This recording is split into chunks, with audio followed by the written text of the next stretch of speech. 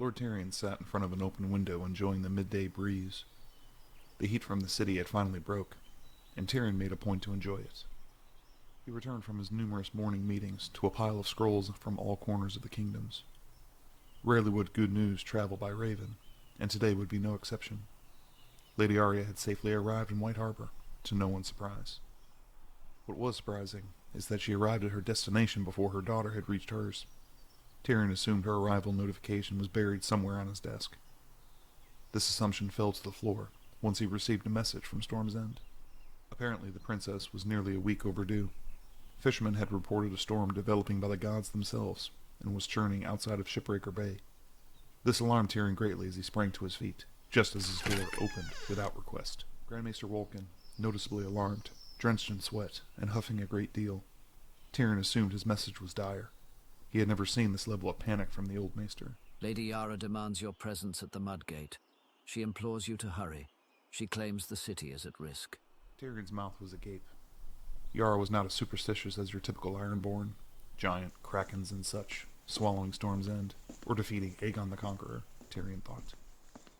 Wolkan hurried Tyrion through the door, to a fleet of gold cloaks, and the Lord Commander of the Kingsguard, Sir Jericho Motley. Tyrion hurried down the Tower of the Hand. Once they reached the main corridor, Tyrion bellowed at Sir Jericho. Over the drawbridge, or into the dungeons? Tyrion asked, and Jericho shouted orders to the gold cloaks. The drawbridge. The City Watch has been fully mobilized on short notice. They are attempting to clear the streets. Jericho responded shortly, and Tyrion continued peppering him with questions. The king is being moved. He was holding an audience with Lord Glover, an emissary sent from the north. They are being moved to the Holdfast. Glover. I've heard that name recently. Tyrion wondered aloud as their boots clambered over the drawbridge, over the Red Keep's dry moat. Despite the cool break in the weather, Tyrion sweat profusely as they scurried down the long staircases leading to the beach. Lady Yara was standing alone on the beach, draped in black, and facing the sea. Tyrion approached her, but he noticed one abundant abnormality. The sea itself was missing. It sounded odd to Tyrion to even think of something so absurd, but his eyes were not deceiving him. Yara stood where the surf would normally greet the beach, but the water was hundreds of yards withdrawn from where they stood. Tyrion slowly approached the Iron Islander, who looked to be in as much awe as he was. All manner of marine life were exposed. Sharks, schools of fish flopped about the beach, searching for the sea. Tyrion's eyes strained, trying to make sight of the waterline. He realized what was obstructing his view. Multiple shipwrecks had scattered the horizon. Tyrion realized these were the remnants of Stannis Baratheon's fleet, sent to the bottom of the Blackwater by Tyrion himself. Lady Yara finally spoke, which jarred Tyrion back from the Battle of the Blackwater. The sea. The sea is retreating. This is not a common occurrence in the Crownlands. Lady Yara calmly beckoned.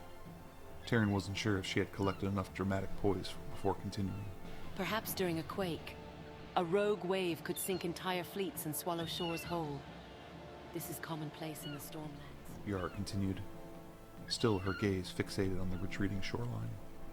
A storm sent by the gods themselves. The storm surge will return, with winds strong enough to uproot trees and decimate castles. The storm could last for days. The surge, perhaps even longer. Yara finished, still mesmerized by the abnormal horizon. Why did you call me here? What do you recommend? You needed to see with your own eyes. The wrath the sea is capable of. Yara finished, and Tyrion began growing impatient. What level of damage can we expect? Damage. Please, Lord Tyrion. Please try to understand my warning. The capital. This city is about to drown. Ring the damn bells and raise the gates. But it's likely 1,000,000 will soon meet your stranger. Yara replied as she turned her back to the sea that was surely coming after her. Run. Hide in the towers. But even that may not save you. This is the end of King's Landing, my Lord Hand. Yara ominously warned as Tyrion turned and hurried up the beach. Yara pleaded desperately enough to send a chill down Tyrion's spine as they hurried back to the Red Keep. Sir Jericho, raise all the gates. Leave them unmanned if you have to. Evacuate Flea Bottom to Rhaenys' Hill, and the Street of Steel to Visenya's Hill, and sound the bells. Send multiple men utilizing different paths. Tyrion ordered, and Sir Jericho acknowledged. My lord, What of the River's Row and the Hook? They are the lowest points of the city. Send your bravest men then. Men without children. It may be too late to save those closest to the Blackwater. What of the Red Keep's guard and the rest of the city watch? Tyrion lamented, having to sacrifice anyone. But time would not allow even bravery to save the common folk from the god's wrath.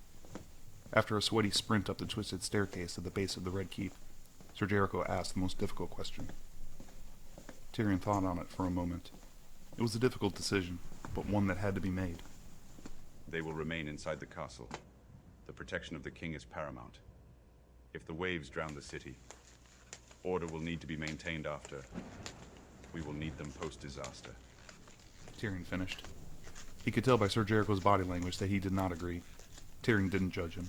The moral questions were easy to ask when you were not the man forced to make the decisions. Ser Jericho was an intelligent man. Tyrion knew he was weighing those same moral arguments. He reached the Tower of the Hand, and Lady Sansa rose to greet him upon his entry.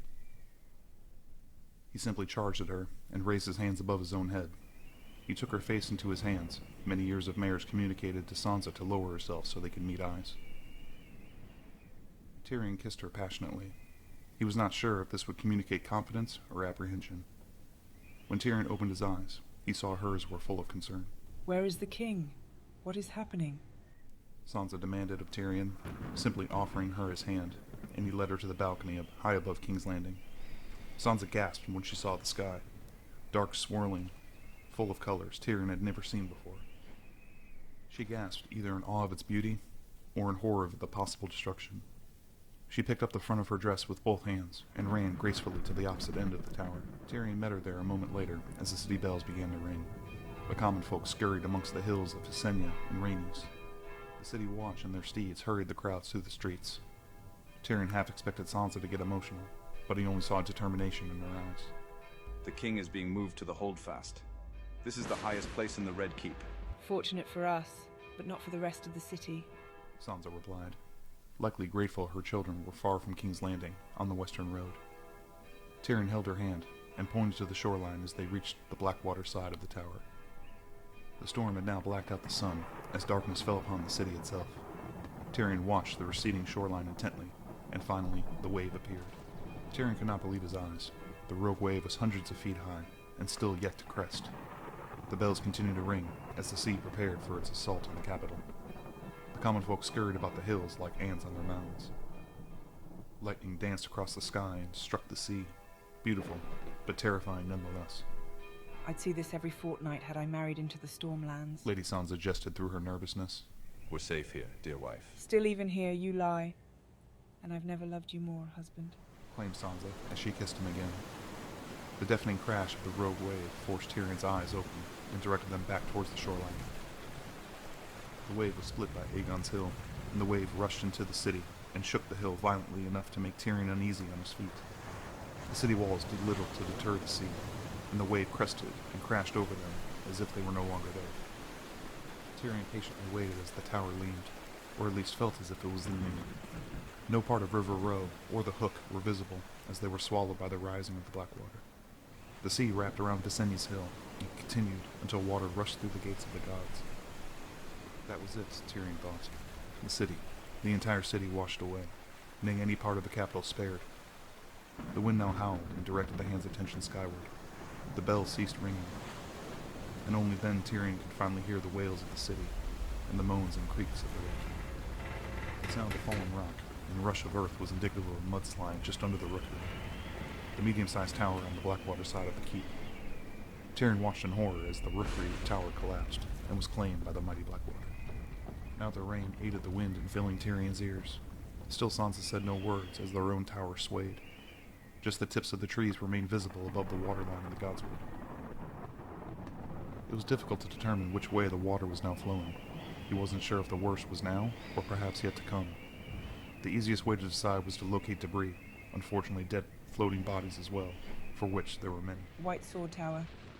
Sansa exclaimed calmly, as it fell with a mighty crash. The Blackwater had just claimed another for its own. Tyrion kept a close eye on the base of the tower. The horizontal rain stung his skin, as the wind propelled them like constant volley of arrows from a frustrated battle commander. The creaks and moans of the tower continued, and the sky was now black on all sides of the castle. Lightning still crashed constantly, briefly illuminating the once mighty capital of Westeros. Tyrion held his wife close, as the sound of rushing earth from beneath their feet were clearly heard despite the screaming of the storm. Perhaps the storm gods themselves, Tyrion thought. The floor felt crooked as the furniture crashed into the walls. Tyrion and Sansa slipped down the newly steeped floors. Their tower was falling, the last tower on the side of the sea.